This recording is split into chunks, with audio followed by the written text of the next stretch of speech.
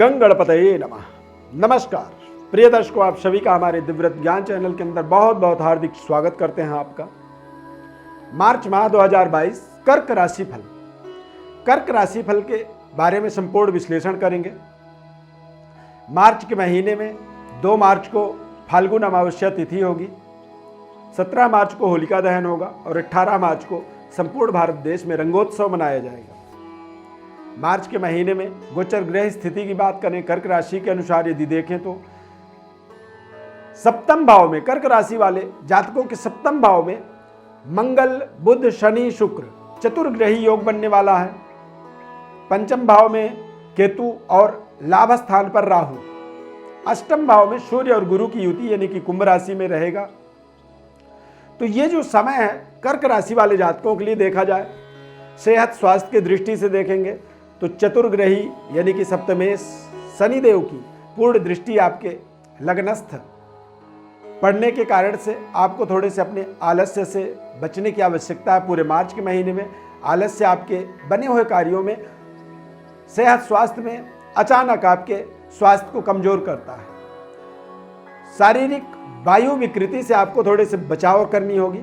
वायु विकृति से यानी कि जोड़ों में दर्द हो सकता है, शरीर में आलस्य का बढ़ावा हो सकता है और खान पान का थोड़े से आपको विशेष ध्यान रखने की आवश्यकता है। खासकर इस पूरे मार्च के महीने में आपको समय का ध्यान रखना है, यानी कि सही समय से सोना और जगना। योगाभ्यास कर सकते हैं और कुछ ऐसे कार्य करें जिससे आपका टाइमिंग बिल्कुल सही हो, जिससे आपका स्वास्थ्य तंदुरुस्त रहे। हालांकि कर्क राशि वाले जातकों के लिए ये समय, मार्च का महीना अपने आप में एक सर्वोपरि, इसे आप गोल्डन समय कह सकते हैं, क्योंकि पंचमेश सप्तम भाव में और मंगल जब उच्च राशि में होकर के विराजमान होंगे सप्तम भाव में, तो इनकी चतुर्थ दृष्टि आपके कर्मस्थान पर पड़ेगा। यानी कार्यस्थल पर जब मंगल की दृष्टि होती है, दसम भाव में जब मंगल का प्लेसमेंट हो या मंगल की एक विशेष दृष्टि हो, तो ऐसे समय में आप कह सकते हैं कि मंगल कुल दीपक राजयोग का निर्माण करते हैं। यानी कि कर्क राशि वाले जातकों के लिए पूरे मार्च का महीना आपके लिए बहुत ही बड़ा एक गोल्डन अपॉर्चुनिटी कह सकते हैं, इसे सुनहरा अवसर कह सकते हैं। और ये अवसर आपको पूरी तरह से अपने स्वस्थ रहने के बाद इसका अनुभव मिलेगा। यानी कि स्वास्थ्य में यदि कोई कमी हुई तो वहाँ पर बचने की आवश्यकता रहेगा। विद्यार्थियों की बात करें, बच्चों की बात करें तो कहीं ना कहीं केतु का पंचम भाव में प्लेसमेंट होना, केतु का एक विराजमान होना, यहाँ पर आपके थोड़े से अति आत्मबल से अपने आप को बचा के रखना होगा। वास्तविकता को अपने आप से किनारे करने की आवश्यकता नहीं है। यानी कि आप अपनी सही समय और तय समय पर अपनी जिम्मेदारियों को पूरी करते चले जाएंगे तो आपको सफलता मिलेगी। अन्यथा केतु जो है आपको अति कॉन्फिडेंट बना सकता है, ओवर कॉन्फिडेंट बना सकता है, जिसके कारण से आप, यदि आपको 10 सवालों का जवाब देना है तो हो सकता है आप 8 का ही दे पाएँ, 2 सवालों का आप देने के लिए समय ही न बचे। ऐसा नहीं कि आपको आ नहीं रहा है, आ रहा है, लेकिन आप ओवर कॉन्फिडेंट थे कि मुझे कर देना है, मैं तो कर लूँगा, और आपको समय नहीं मिला, समय आपका समाप्त हो गया और आप 2 सवालों का जवाब ही नहीं दे पाए।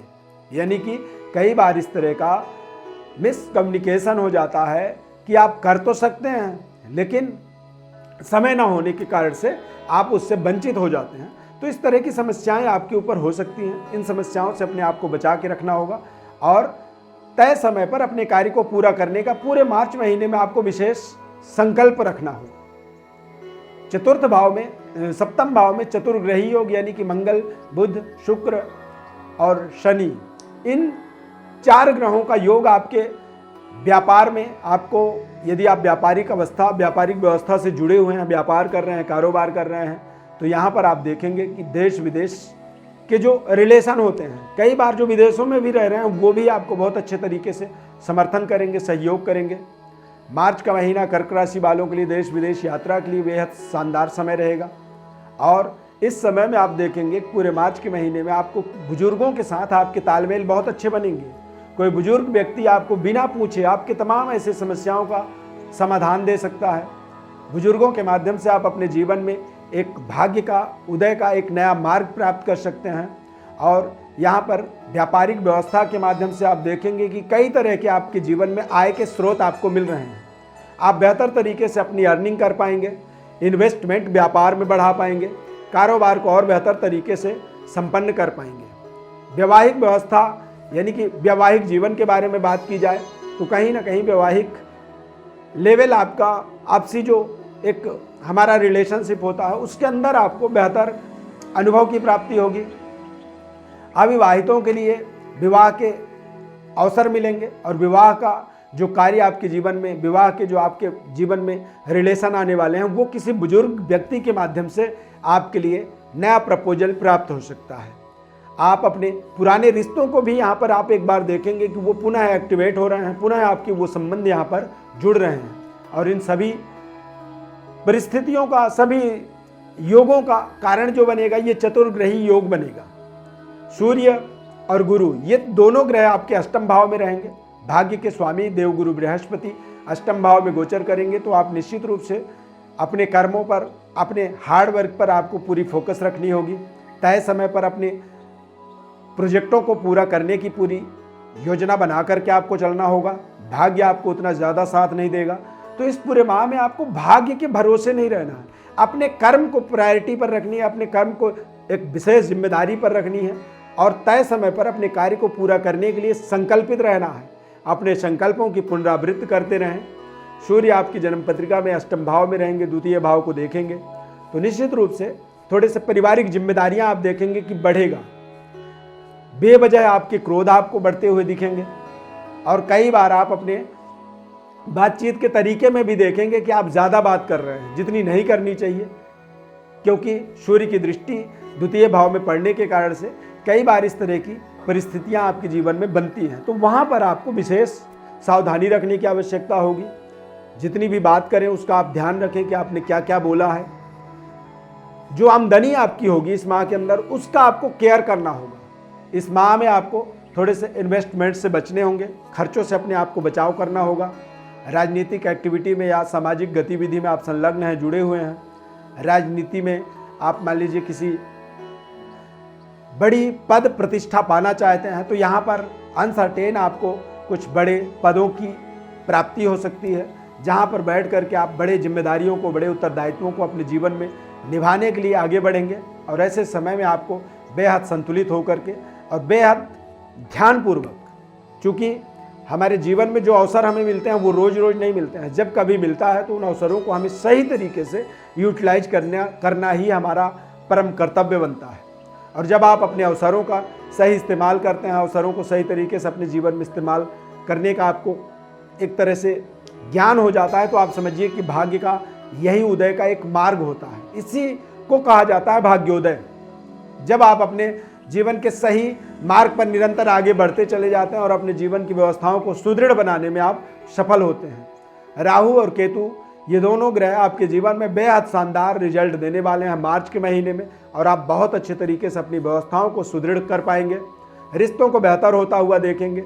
शानदार आपकी वाणी का प्रभाव आपका बनने वाला है। हालांकि द्वितीय नवमेश सूर्य और गुरु ये दोनों ग्रह अष्टम भाव में रहेंगे और अष्टम भाव में गुरु के जाने से थोड़े से आपको भाग्य के प्रति कुछ ऐसे आपके संदेह रहेंगे, कुछ भाग्य के प्रति आपको मानसिक एक क्वेश्चन मार्क बना रहेगा, यानी कि भाग्य के प्रति आपको असंतुष्टि महसूस होगी।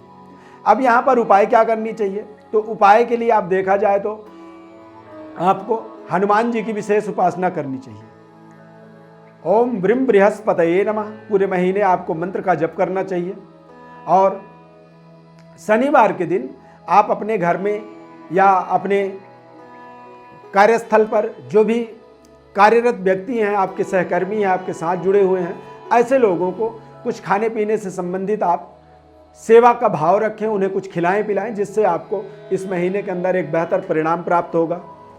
महत्वपूर्ण कार्यों की पूर्णता के लिए आपको एक इस माह के अंदर साउथ सी पर्ल यानी कि एक मोती रत्न का और एक इटालियन मूंगा रत्न का इस महीने में प्रयोग करनी चाहिए और आप अपने जीवन की महत्वपूर्ण व्यवस्थाओं को सुदृढ़ बनाने में इन उपायों के माध्यम से सफल हो जाएंगे। जन्मकालिक गोचरकालिक ग्रह स्थिति का एक सही तारतम्य को समझना हमारा परम कर्तव्य होता है, यानी कि जन्म पत्रिका का विश्लेषण हमें पता होना जरूरी होता है, तभी आप गोचर ग्रह स्थिति को समझ पाते हैं।